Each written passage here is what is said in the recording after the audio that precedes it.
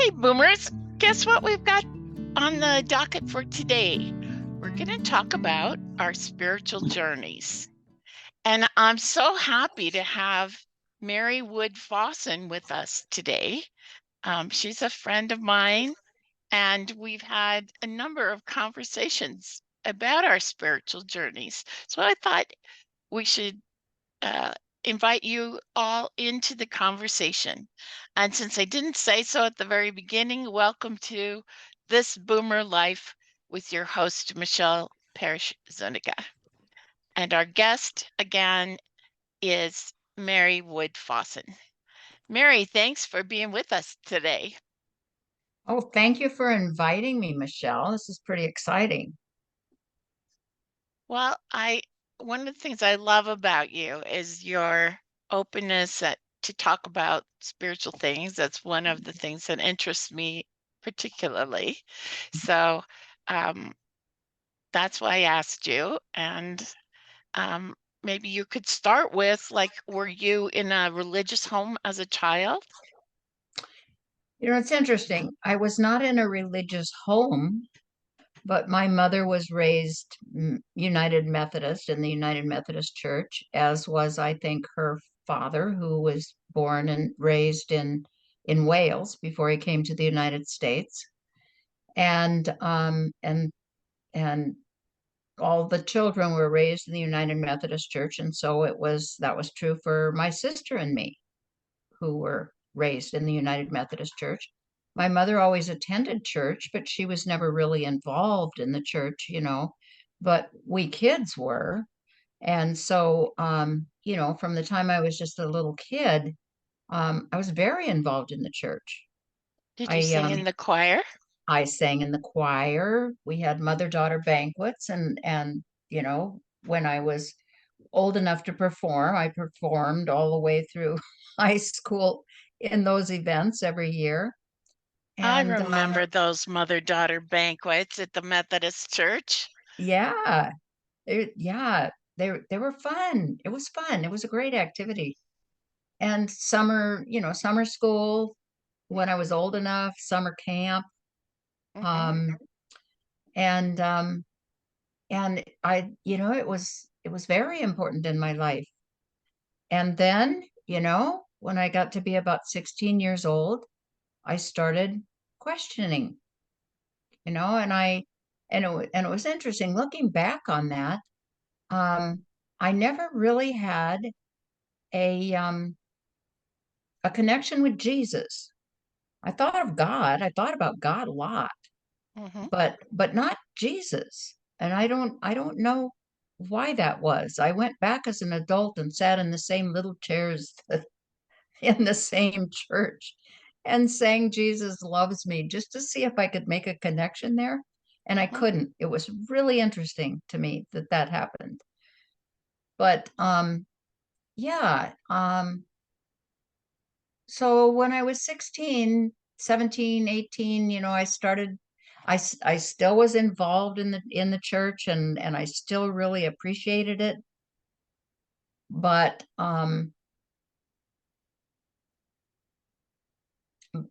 by the time I graduated from high school and was out on my own, um, I pretty much quit. And did you go off to college? I did go off to college. I went off to a small um, junior college in Missouri, and we were required to attend Sunday services while we were there, but it was more of a time for we girls to joke around. I think we were all, I think we were all at that time questioning, you know, our faith path, I And might say at that time. did you have anyone there to advise you, or were you just uh, kind of hanging out?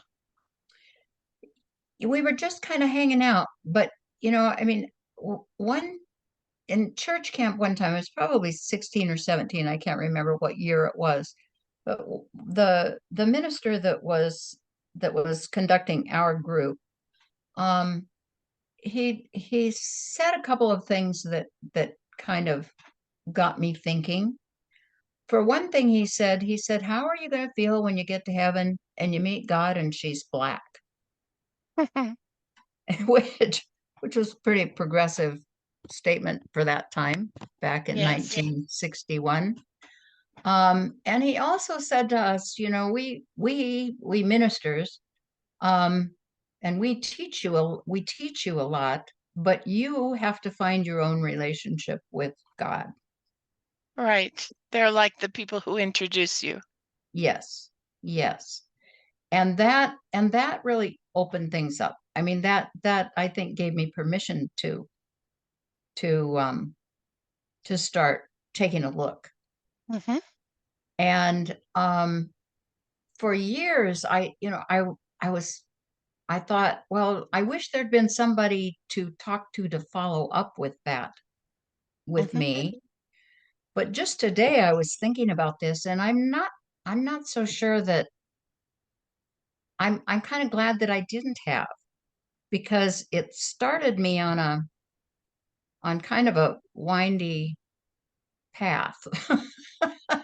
Well, tell us some of the highlights of that. Well, I have to mention that from the age of 16, I was introduced to alcohol. And um, and from 16 to the age of 33, when I finally came to my knees um, with alcoholism, um, pretty much alcohol was my God. I Mm. struggled for a couple of years, 16 to 18, before I left home. And then I went out on my own and I got married at 19. And then I moved to San Francisco, and I drank and I drugged, and um, until I just had to quit at the age of 33. I considered myself an atheist. And what brought you to, um, I guess you'd say sobriety. What brought you to sobriety? Emotional pain, primarily. I was on my third marriage by that time, and divorced again. I had two small children that I was not able to take care of. And I just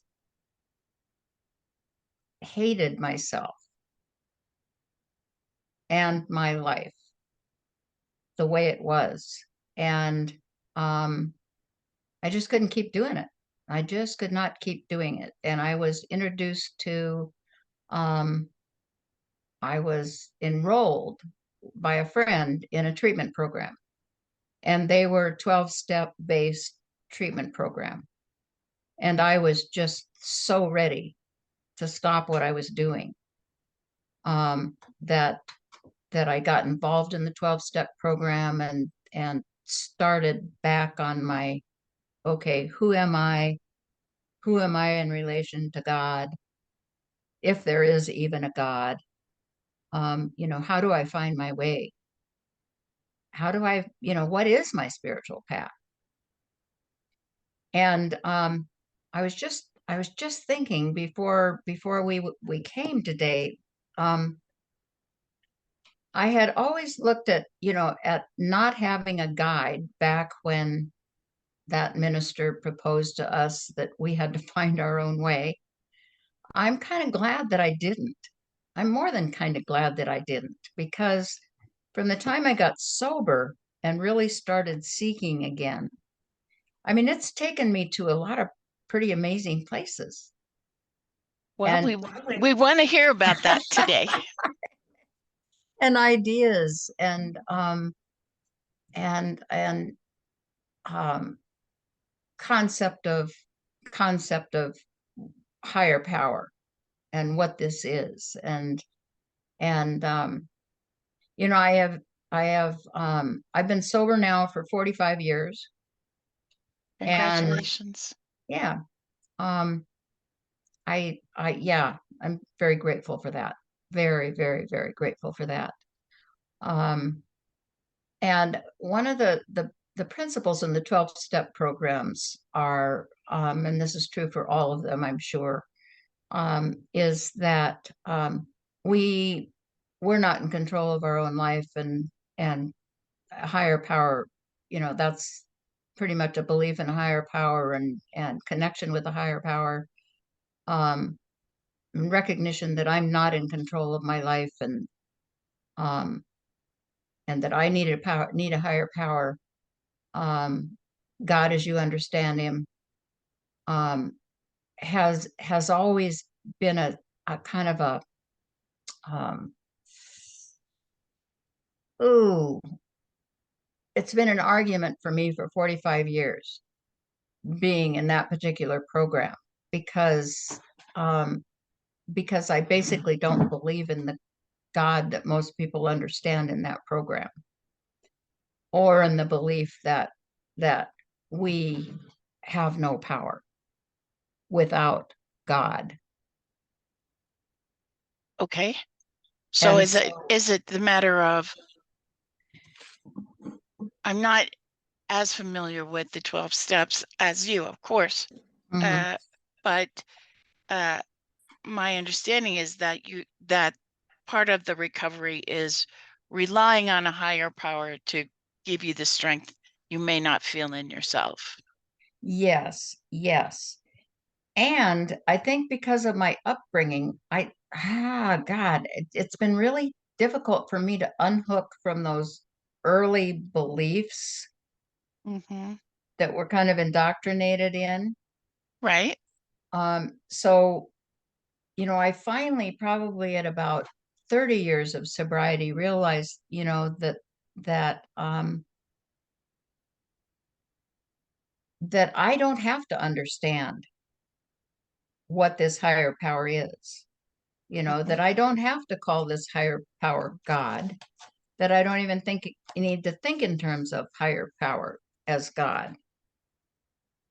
For me, the higher power is the group.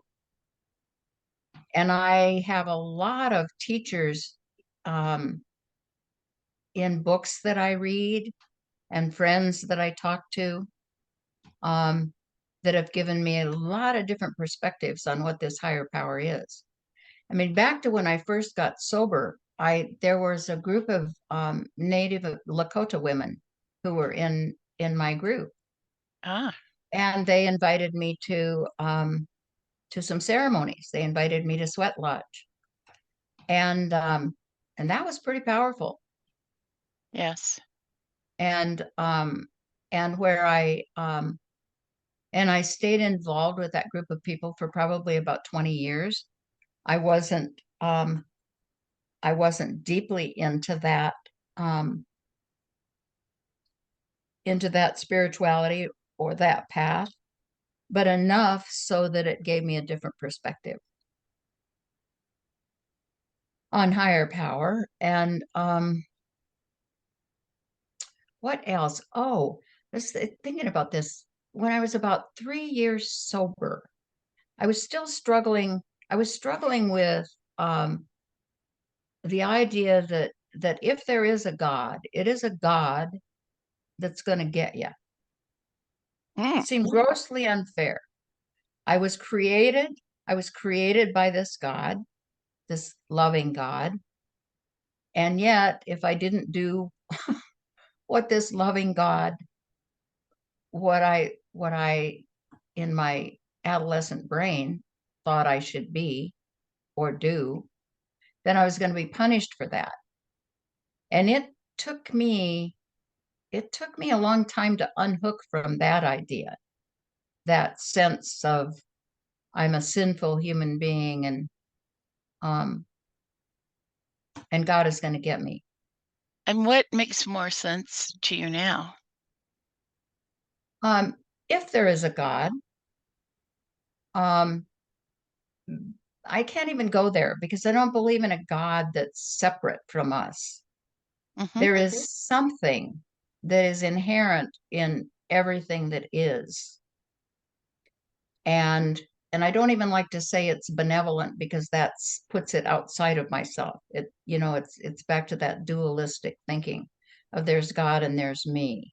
There's Mm-hmm. God and there's human beings. There's God and there's creation. And I see it as all of one now. But I've come to that through, listening to a lot of Buddhist teachers, Hindu teachers, um, Krishnamurti. Got Well, turned on. Yeah, go ahead. you've been involved with Krishnamurti for a while, yes? Yeah, probably about 6, 7 years now. And I go to a Krishnamurti retreat in Ojai, California, a couple times a year. And I read his material, his ideas, and that's been very powerful, very positive in my life. Could you say a little about what the relationship with God is in the Krishnamurti teachings? I don't even know what Krishnamurti, I think what he would say about God is that anything that we're taught by the different religions, um, the different the ideas that other people have about God, that if we buy into any of those, we're apt to lose whatever potential connection to whatever that is. I don't even know how to explain it, Michele. It's just that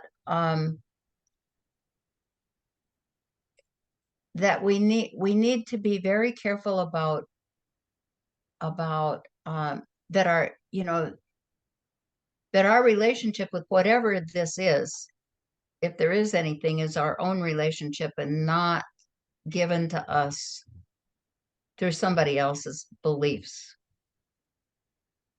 Does that make sense? That each person develops their own, not only beliefs, but relationship Yes. to Yes. their higher power. Without the influence of any authority. So no mediator, It's a No. direct one-on-one is what's happening. Yes. Through recognition of how our thoughts and how our mind operates in human beings. That basically human beings, that who we think we are as a self or as an I is a thrown human being. We've learned you are who you are because of your family. You are who you are because of the society that you grew up in, because of the time that we grew up in. And that through our recognition of the belief that we know who we are through that influence, that we can unhook from that. And I believe that Krishnamurti would probably say that that when we can unhook from that, then we can have a true relationship with something other than that, other than those ideas. That you would discover on your own. Yes. Okay.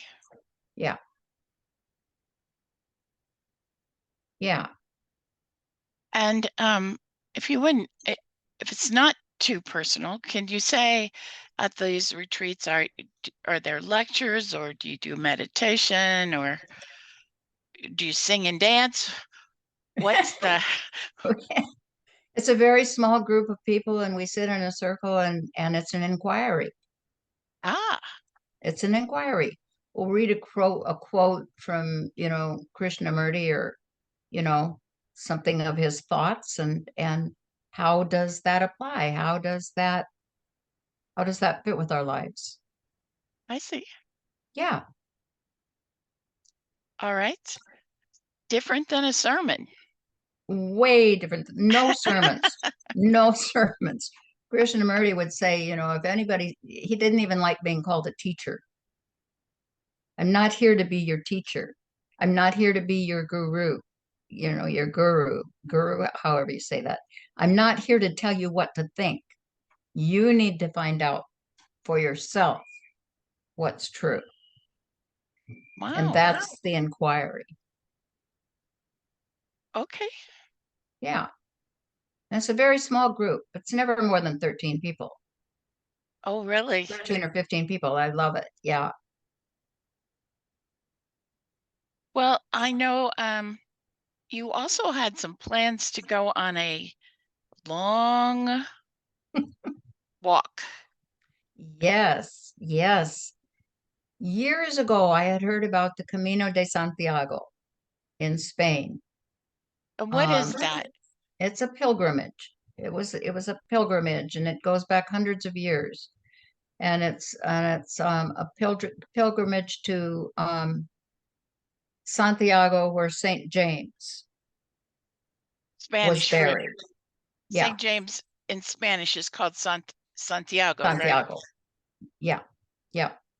And so I had a friend here who had walked the Santiago, had walked the Camino, the northern route. There are a number of different routes. Um, but she was thinking about wanting to walk the Portuguese route, which goes along the Portuguese coast up into Spain.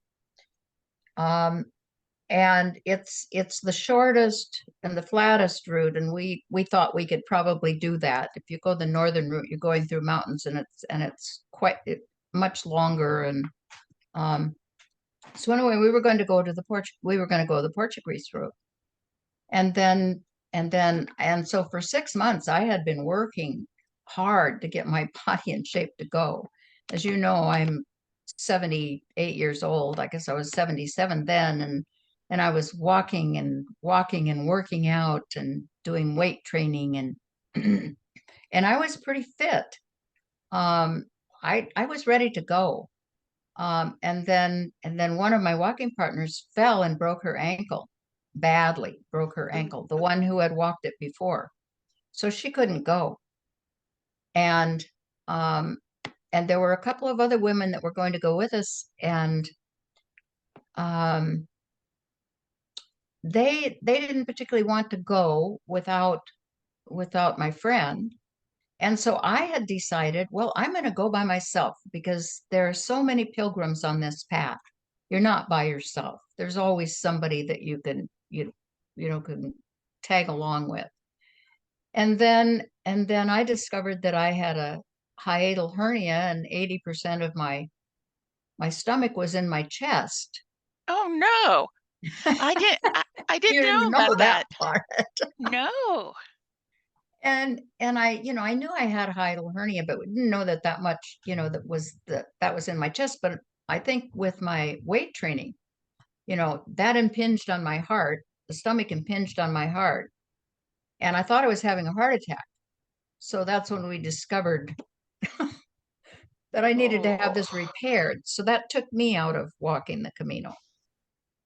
All right, so it's still on the possible for the Yeah, future. Now, absolutely.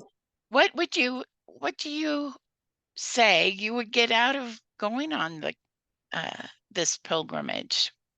I mean, I don't know. pilgrimages are a very ancient Yes. form of worship.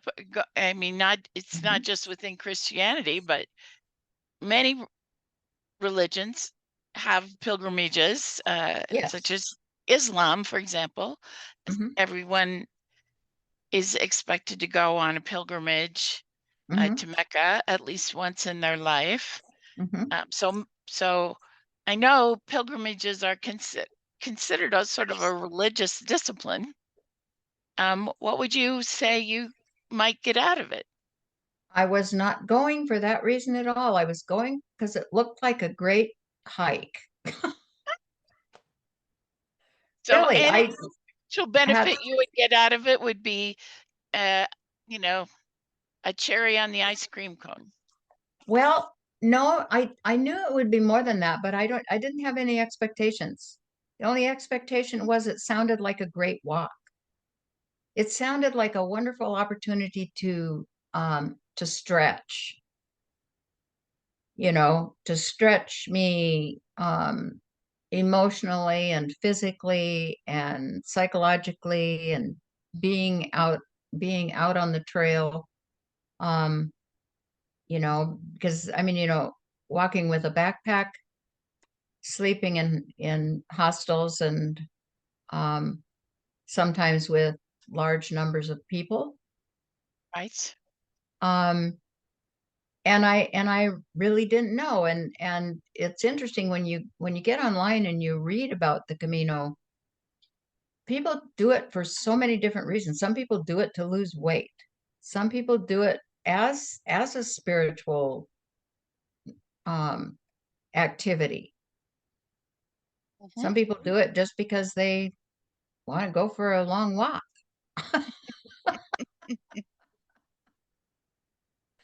But I All know right. it would stretch me. I mean, even getting ready for it has stretched me. And you wouldn't necessarily put that as part of your spiritual journey. Actually, I would, Oh, okay. because I mean, to my way of thinking, life is a spiritual journey. Ah, All of it is a spiritual journey. That's how I've come to see it. well, and it may be that, when we get to the end of it, we'll look back and take a look and see. Right. Well, I'm looking back and taking a look and seeing it as that now. Well, I guess I am getting sort of towards the end of my life. Well, it's what's predictable is we won't be around for another 50 years. No. I would guess, I mean, I don't know. I don't know how long I'll be around, but one never knows. Well, I'm planning 20 more years. Are you? I am. I figured 93 is a good age to Well, check out. That's my goal. that And one of my parents passed in his 80s, and my mom passed when she was a couple weeks short of 99. oh my So gosh. I'm thinking, well, I could live to be 93, but I'm not one of these people who wants to be 100. It's Oh, like, why not? well, it's like I I just expect to be too decrepit by that point. Yeah. Well, I've sort of changed my thinking, most, except for my mother, who died from cancer when she was 59. Um, my father died when he was 87. My husband died when he was 86, just 5 years ago. Um, a number of other people in my family have died just around, mid 80s, a little bit older. Yep. And, if I follow suit, that's, I think 7 years isn't long enough. Well, not for I, you. no, You're a pretty lively person. right, So right, interested in so many things. right. Lately, I'm more interested in Buddhism, and I'm getting back into meditation, and um, yeah. I mean, I'm interested in a lot of different things right now. Just lately. I met a guy when on my last trip to Ojai for the Krishnamurti retreat. There was a man on the plane with me who was 84. And we got to talking about traveling, and we decided that maybe we could travel together. Mm, And in December he called me and he said, "Do you want to go on a cruise?" And I said, "Well, why not?" He lives in Scottsdale. We don't know each other very well. We really lucked out because we liked each other. right. If you're going to travel together, that's If we always, can travel together, it's a good thing. yes. Um, and um, and that just kind of piqued my interest in traveling. Sure. You So know, my next trip is I'm going on a road trip I myself, I'm going to drive down to Denver and spend a couple of days with friends, and then go on to Albuquerque and visit my kid's father who lives there, and then on down to Scottsdale and visit my cruise guy and some relatives who live there. And um, but I was listening to some music, and I can't even tell you who it was. It was a band, Shakti, Shakti, from the 70s. Wonderful guitarist and tabla player and other people in the band. They're worth looking up. Anyway, I was listening to their music yesterday, and I thought, and they're putting together a reunion for their band and doing a Yes. tour. And I thought, that's where I want to go next. I've been saying for years, there are some musicians I would love to see in concert. And that's my plan for travel. So a Shakti concert. A Shakti concert. Tony Childs is another musician that I just love. And I don't even know if she's still doing music, but I would love to go to a concert of hers. Those two for sure. Hmm. Hmm. Well, that sounds pretty exciting. Yes. And a cruise, and you're going where in your cruise? Do you Well, know? we did go to the cruise. We went to the South Caribbean, Uh-huh. and it was a very large, it was a cruise ship. Not particularly my cup of tea. You know, the next cruise, if I do a cruise again, I want to go on maybe a river cruise with a smaller group of people, maybe 100 Hmm. people. That would be good, but not thousands again. Ah, well, I do see river cruises advertised in Uh-huh. the Uh-huh. AARP and the Yes. uh Yes. yeah, Alaska. yeah. Hmm. Oh yes. And a friend of mine did a cruise up the Mississippi. Oh my gosh. So from the Gulf of Mexico up to, I don't know, Minnesota, I think. Oh my gosh. And like, all the locks that they went through, and the town I grew up in has a big bridge over the Mississippi in Where'd you? Muscatine, Iowa. Oh my gosh. Um, and he is from my hometown, so that was one of Oh, the things he posted about was, you know, passing his hometown on this lengthy cruise that they went on. how long did it take them? Do you know? Oh, I think it was at least a week. Oh my gosh. That sounds wonderful. That Yes. would be wonderful. Well, and you don't have too much in the way of tides on the Mississippi, Y- Yeah.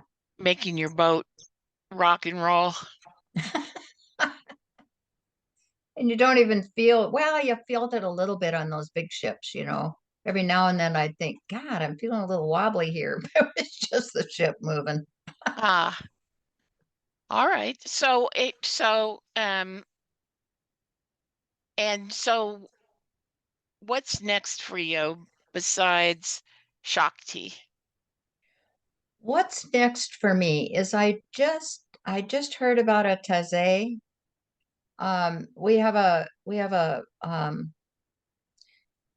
St. Martin's, used to be in Sturgis. Not it was, I don't know what you call it. Um, the nuns lived there, Convent? convent, Or convent, and yeah, and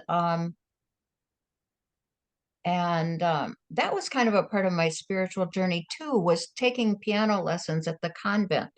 I mean, back in those days, the Catholics and the Protestants didn't really mix. They had their own school. that's So right. they were kind of foreigners to us. Although I wasn't, because I had Catholic friends. So I would go to the Catholic church with them. And I loved the smells and the bells. Yes. and all of the statues. I loved all of that. It was so different from the Methodist Church. Um, but they moved. They moved to a town that's 25 miles away from here, and they do monthly Taize services that I Now, just discovered. could you just describe that a little for people who may not be familiar? Well, it's a, I don't know how it originated, but it's chanting. I mean, it's incredibly beautiful music. And bells, right? Or I chimes of don't some kind? I don't know about the chimes. I just know about the chanting. And I've had CDs of that. I've had some CDs that I've listened to, but this is a group of people who are doing it live.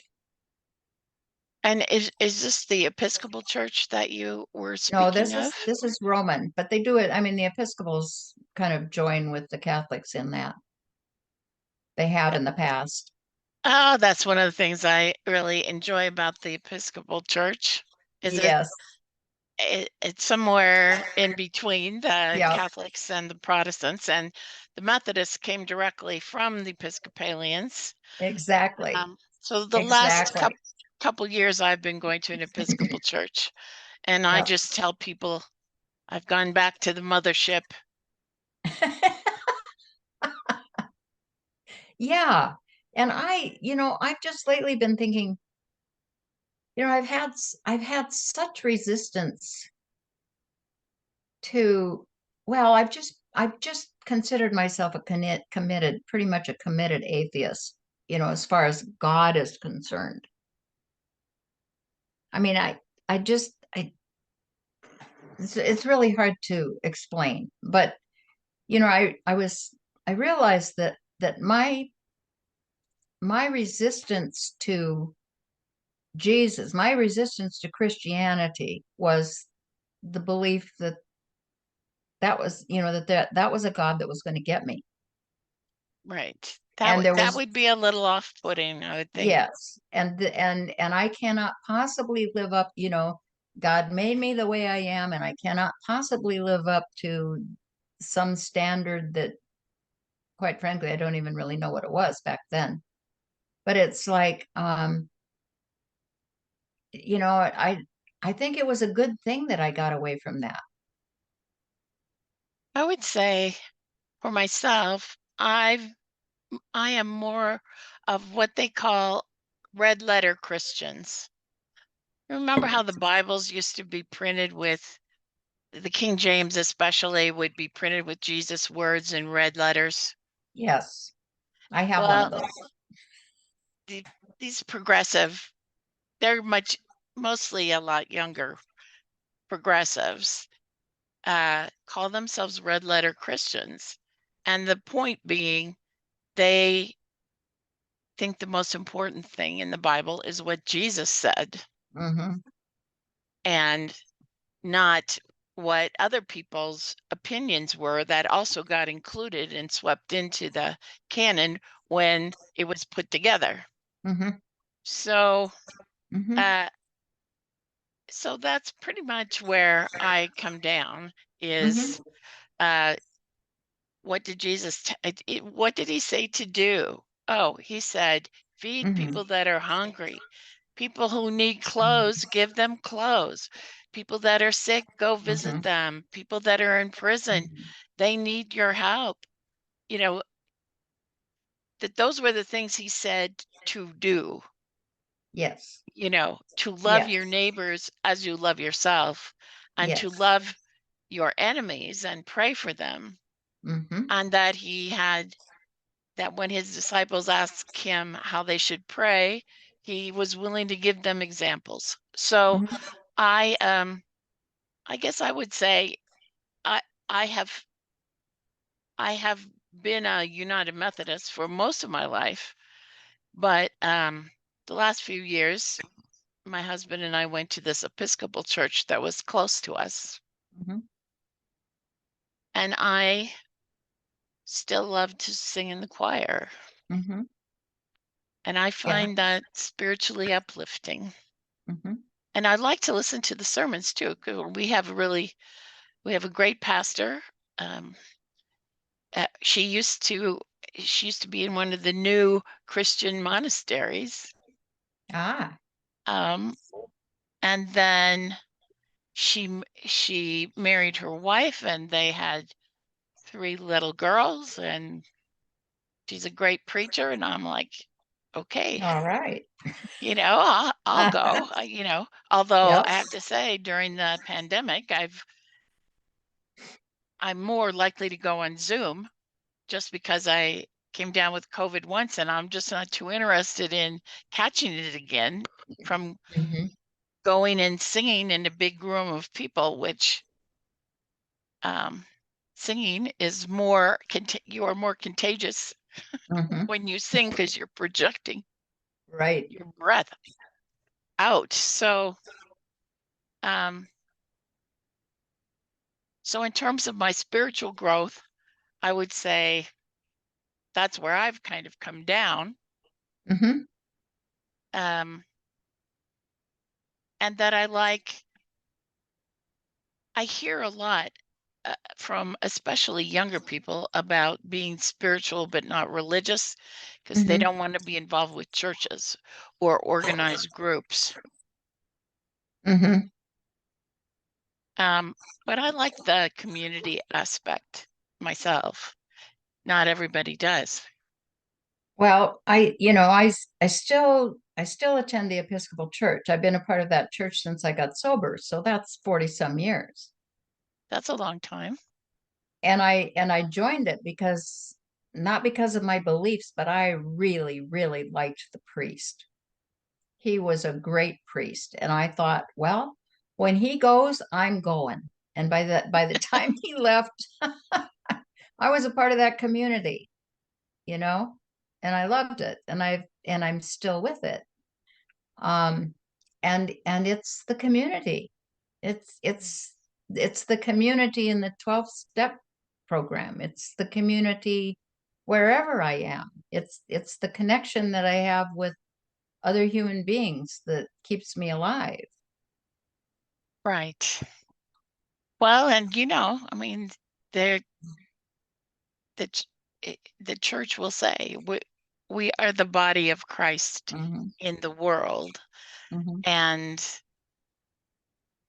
that I think that is one way to look at it, that the community is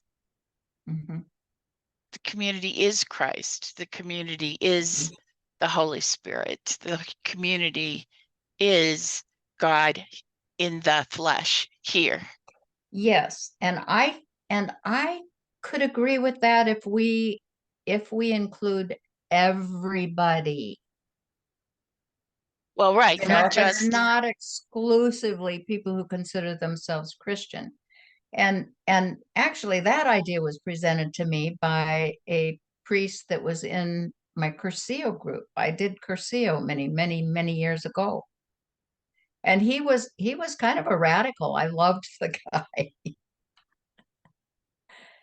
Well, it sounds to me like you have touched on different facets of religion or in your travels, in your journey. Yeah. And I don't think that's going to change. But I'm really excited about going to that Taize service because that music just touches me deeply. Yes. I've participated in some of those. I love them too. And chanting of about any chanting is, even with the Native American spirituality, with the drumming and the singing, I mean, that goes deep. Yes. And so I'm seriously thinking of letting go of my rigid stand on atheism. I don't think that's true. I mean, because I have moments when, I know there's something. I just don't know what it is. Well, I think that's a good place for us to end. All right. Thank you.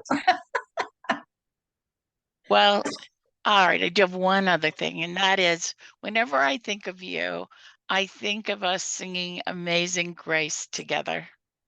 Mm-hmm. I don't even remember why we did, but it just touches my heart. Oh, sweet. Did we do it online? On the phone, I On think. the phone? Okay, God. Oh my gosh, I believe that. Yeah, I could see us doing that. Let's do it again sometime. All right, well, let's just do it now. Oh gosh. Amazing grace, how How sweet sweet the the sound sound that that saved saved a wretch like like me. I I once was lost, but was, but now now am am found. found. Was, Was blind, but but now now I I see. thank you. Oh, thank you. Love I you. really appreciate it. We'll talk again soon, I hope. Okay. Bye. Bye-bye, everybody. Welcome back, Boom. I just so much enjoyed talking with Mary Fossen about our spiritual journeys together. Mary and I take a lot of classes and seminars together, and she is just one of the kindest and most thoughtful and generous and fierce friends I have. So I'm just delighted we got to share with you today. I think the takeaways of our conversation are one, the spiritual journey never ends, whether you realize you're on it or not. And as long as you're alive, there's still time for further investigation, further training, further development, maybe even some surprises. And that you don't know exactly what things you'll get into. Now, Mary still hasn't decided for sure whether or not she's an atheist, even though she's engaged in spiritual practices for many years. So we don't know. It's a mystery. And I wish you well on your journeys too. And if you wish to be happier, healthier, and have more energy for the journey, I recommend what I take every day, which is Happy Juice. So you can find Happy Juice online at www.boomerslovehappyjuice.com. All right, see you next week. Bye.